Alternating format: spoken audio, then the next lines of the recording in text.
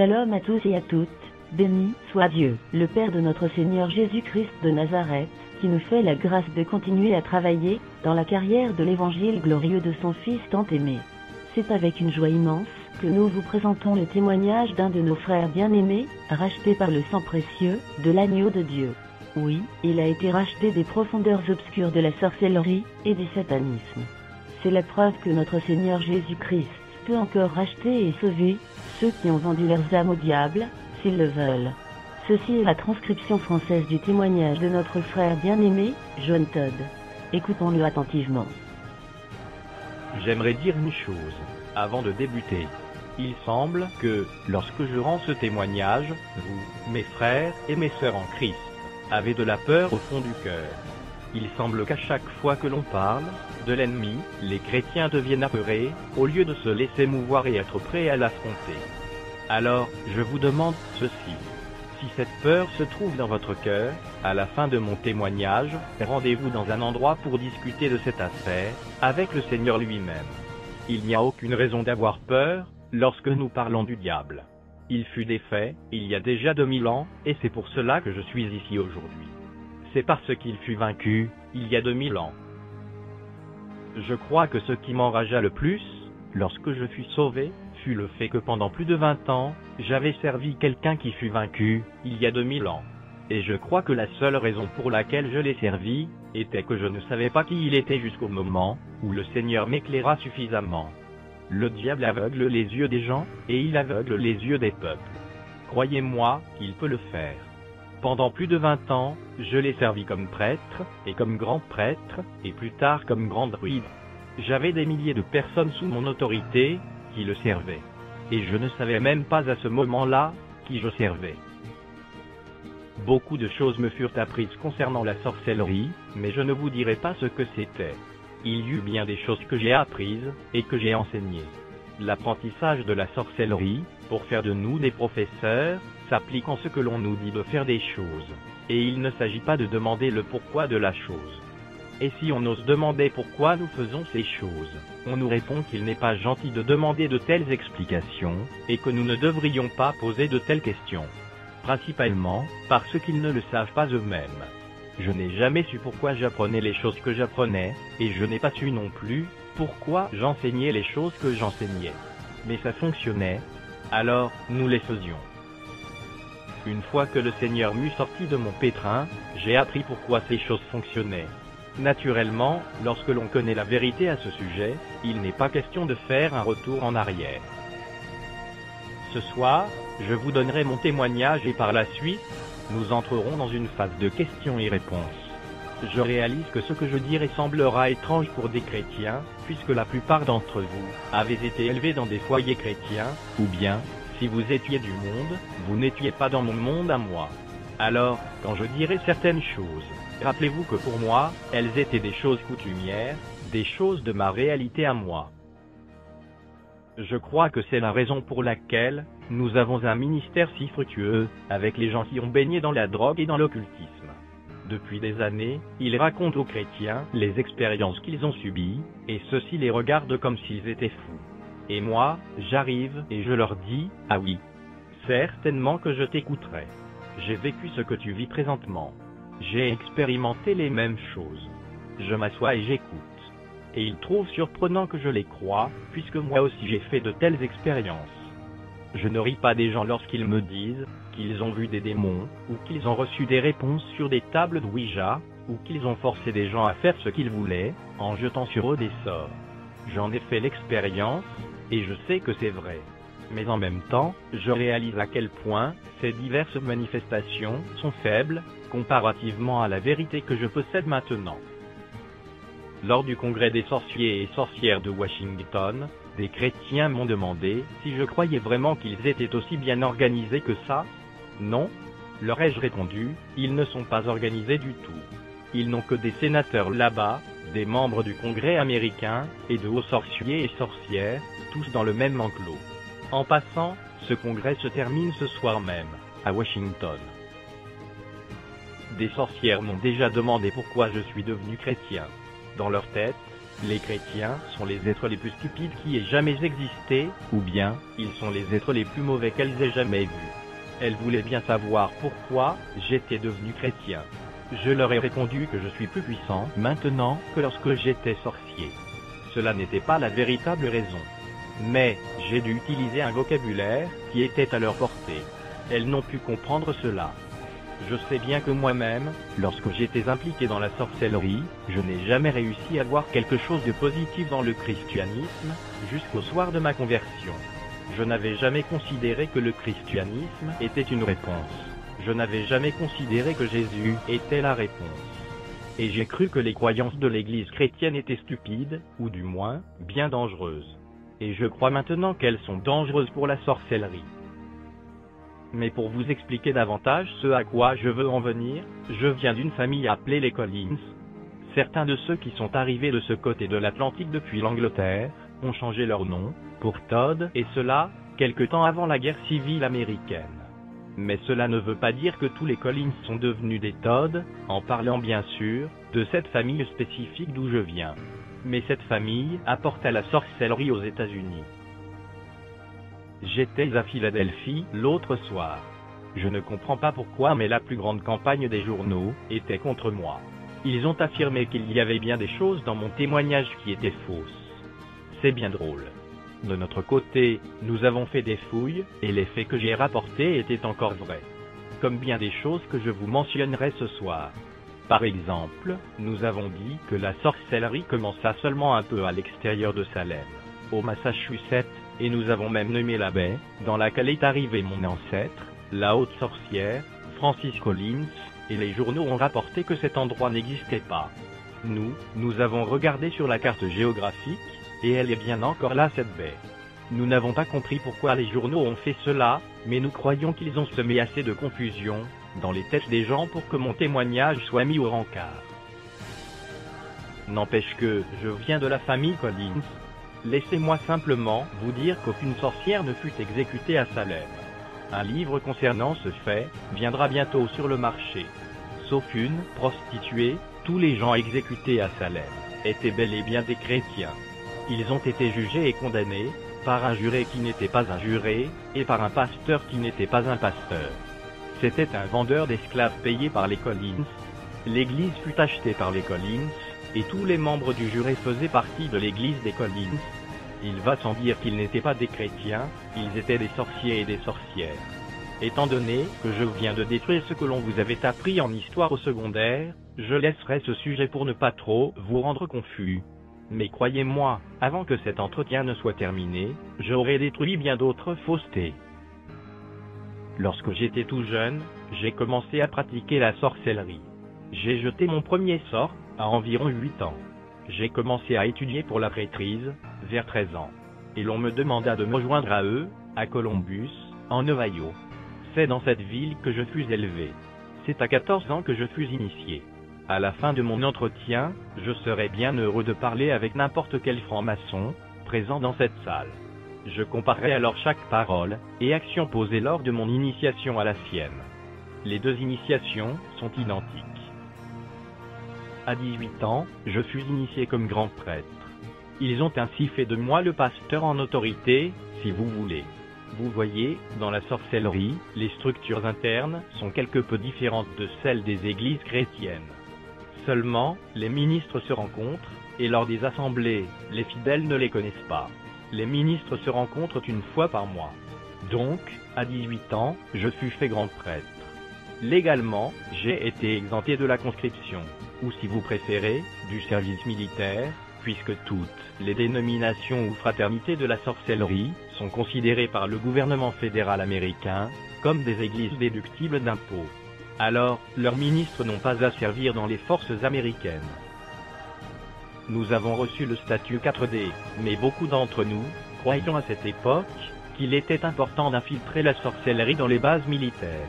Nous nous sommes donc volontairement soumis à la conscription. En 1968, et lors de ma dispense en 1970, nous avions infiltré les 4 secteurs militaires, en Amérique et en Europe. Ça fleurit très vite, la sorcellerie.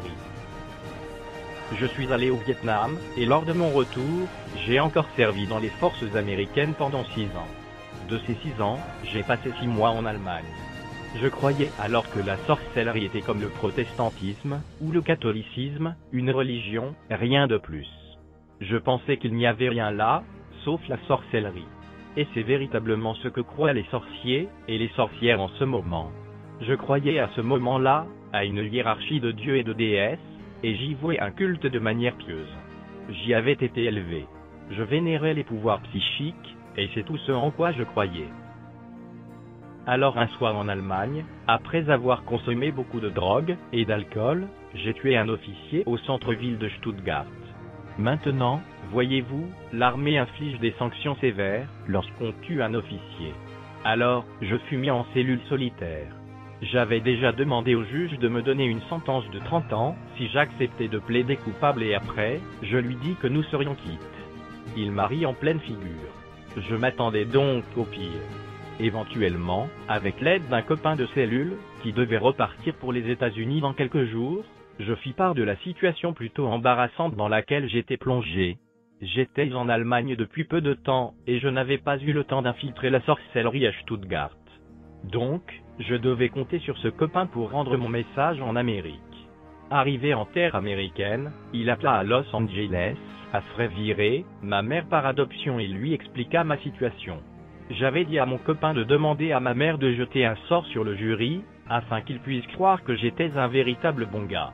Dès lors, j'ai cru que c'est tout ce qu'il penserait de moi. J'ai vu maintes et maintes fois de telle sorte fonctionner, et je l'avais vu fonctionner tout récemment, encore dans les palais de justice. Mais je ne m'attendais vraiment pas à ce qui allait arriver. 3 jours après l'appel de mon copain à ma mère, la porte de ma cellule s'est ouverte. Il y avait devant moi un sénateur, un membre du Congrès américain, quelques généraux, et un papier me disant que j'étais détaché de mes fonctions militaires. Ce papier ne me disait pas pourquoi j'étais détaché de mes fonctions, mais je pouvais m'en aller comme ça, entièrement libre, comme si j'avais purgé en prison les années de ma sentence. J'avais tout mon temps, j'avais encore mon grade, et mon rang militaire, même un papier top secret, me disant que j'étais clair de tout blâme. On m'a dit que ma filière de cour martiale avait été détruite, et que mon dossier militaire serait mis entre de bonnes mains afin que personne ne puisse y avoir accès. Le tour était joué, le sénateur et le membre du Congrès sont repartis, tout bonnement. Après quelques détails, je retournai à Columbus, Ohio. Durant le vol de retour, je me grattais la tête en me demandant quelle sorte de sort pouvait bien être assez efficace pour faire ce qui venait tout juste de m'arriver. Je ne compris pas du tout ce qui se passait. Arrivé à Columbus, l'on me remit une enveloppe contenant un billet d'avion, première classe, destination, l'aéroport Kennedy, New York. Il y avait aussi $2000 pour mes dépenses. On me dit alors que je devais prendre le prochain vol pour New York, tandis qu'ils donneraient un coup de fil à New York afin de leur dire que j'étais en route. C'était très bien, mais je voulais quand même savoir qui étaient ces personnes si mystérieuses à New York. On me dit que je le saurai lorsque j'arriverai à destination. Alors, je pris place dans l'avion, nous avons décollé, nous sommes arrivés à l'aéroport, et effectivement, il y avait bien quelqu'un là qui m'attendait. C'était une personne dont j'avais lu les livres, et que j'admirais beaucoup, puisque pour moi, c'était là, un des plus grands sorciers de tous les temps. Je me considérais bien privilégié, de pouvoir demeurer avec lui pour en apprendre davantage sur la sorcellerie. Dimanche dernier, j'ai donné son nom à Philadelphie devant un auditoire. Je vous le donnerai dans quelques instants. J'ai même nommé la profession qu'il exerçait, à l'époque où je demeurais avec lui. Mais les journaux ont appelé à l'université, où il travaillait à ce moment-là, et les responsables de l'université ont nié qu'il ait enseigné là. C'est drôle. J'avais l'habitude de m'asseoir dans ces classes, lorsque je fréquentais cette université. Ils ont une manière rudement habile pour couvrir les choses. Il a maintenant son propre collège pour sorciers et sorcières. C'est le docteur Raymond Buckland. À cette époque, il était doyen du département d'anthropologie à l'université Columbia. Même si l'université Columbia s'acharne à dire qu'il n'a pas travaillé pour elle.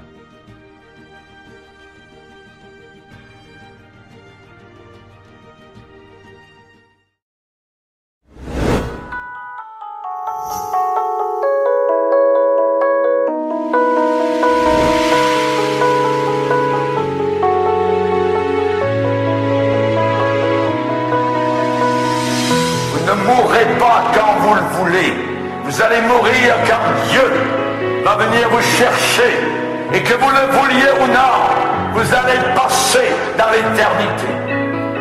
Dans 50 ans d'ici, la plupart d'entre nous, nous serons dans l'au-delà. Question, où seras-tu? Il n'y a que deux éventualités. Ciel, enfer. Les deux existent. Il ne peut pas exister un ciel s'il n'y a pas d'enfer. Il ne peut pas exister d'enfer s'il n'y a pas de ciel. Les deux existent. Et Jésus-Christ, le Fils de Dieu, c'est lui qui nous a enseigné ces choses. Ézéchias a refusé d'accepter la mort quand Dieu a déclaré « Tu vas mourir et tu ne vivras plus ». Il n'a pas donné d'ordre à sa famille, à sa maison. Il s'est tourné dans la muraille de chaux. Il s'est détourné des hommes. Il s'est détourné même du prophète Ésaïe, l'homme de Dieu de l'époque. Et il s'est tourné dans le mur blanc, de chaux blanche. Et là, il ne voyait que Dieu. Il parlait à Dieu. Il a pleuré devant Dieu. Il a cherché Dieu. Il demandait simplement quelques années de plus.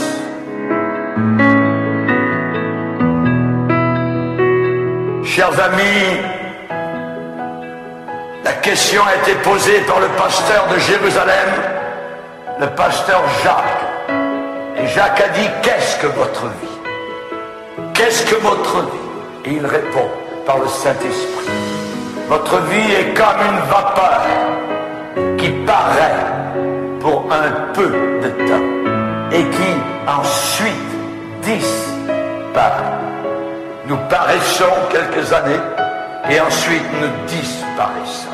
Mais nous continuons à vivre. Et nous avons besoin de nous préparer. C'est la raison pour laquelle la Bible dit « Prépare-toi à la rencontre de ton Dieu ».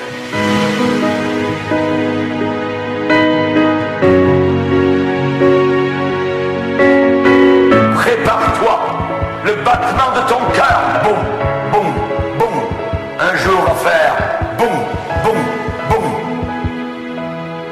Il n'y aura plus de vie.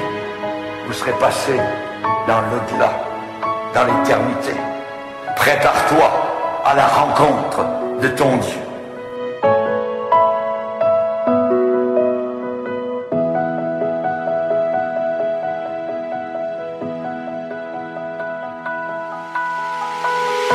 Quand le temps va arriver, le moment défini de la mort, souvent c'est difficile de l'accepter. Mets ta maison en ordre, parce que tu vas mourir, tu ne vivras plus. Mets ta maison en ordre, ça veut dire mets ta vie en ordre. Dieu veut de l'ordre.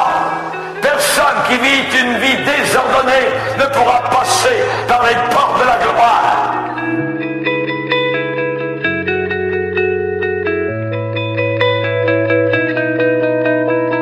Il faut avoir une vie en ordre. Mais nous sommes désordonnés, nous sommes sales, nous sommes impurs. Nous avons besoin de quelqu'un d'autre. Et c'est la raison pour laquelle Dieu nous a envoyé la bouée de sauvetage, appelée Jésus-Christ, le seul et unique sauveur. On a besoin d'un sauveur qui nous sauve de nos péchés. Nous avons besoin de ce sauveur. Personne ne peut se présenter devant Dieu avec sa religion personnelle, avec ses bonnes œuvres. Les anges au ciel vont barrer les portes du ciel. Mais Seigneur, j'ai fait ceci, j'ai donné de l'argent à l'église, j'ai été bon, j'ai payé mes impôts. Non, la porte du ciel sera barrée devant vous, parce qu'il vous faut un sauveur avec vous pour entrer là-haut dans la gloire.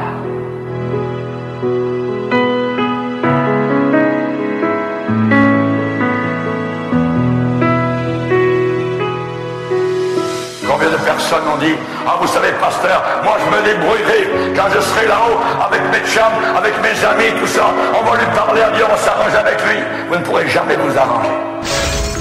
Il faut s'arranger sur la terre. C'est sur la terre que Dieu dit, mets ta maison en ordre, parce que tu vas mourir.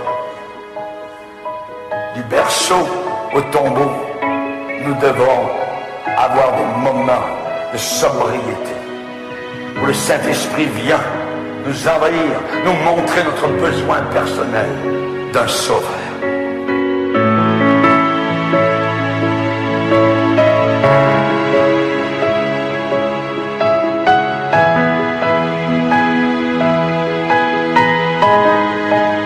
Quand le temps arrive, la mort va frapper. Et il faudra partir. Il faudra tout laisser. Le compte en banque, la maison, le frigidaire, la télévision. Vous laisserez tout derrière vous. Tout restera sur terre. C'est l'homme sage de l'Ancien Testament, Salomon, qui a dit: il y a un temps pour tout, un temps pour toutes choses sous les cieux. Il y a un temps pour naître et il y a un temps pour mourir.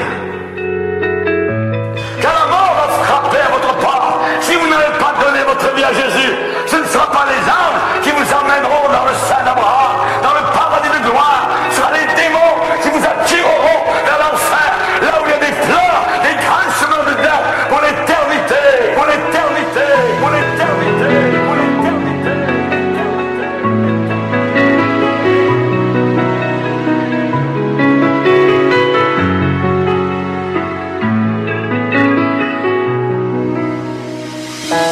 Nous voulons tenir à la vie, mais un jour il faut partir.